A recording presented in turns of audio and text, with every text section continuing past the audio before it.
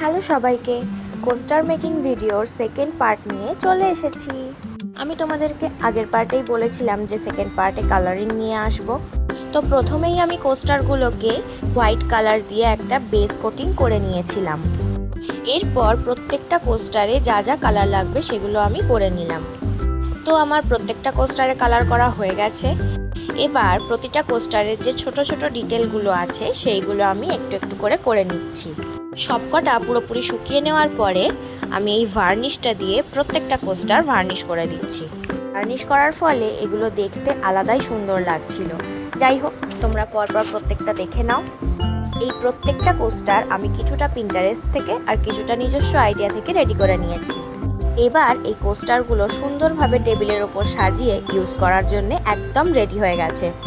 আমি এই প্রথমবার এইরকম কোস্টার বানিয়েছি, তো আমার এক্সপিরিয়েন্স একদম নতুনত্ব ছিল। কাজটা করে খুব একটা মন্দ লাগেনি। আমার এই নতুনত্ব কাজটা তোমাদের কীরকম লাগলো সেটা আমাকে অবশ্যই জানিও। আর কেউ যদি কোস্টারের অর্ডার দিতে চাও তাহলে আমাকে ইনবক্স করবে। আজকের মতো টাটা।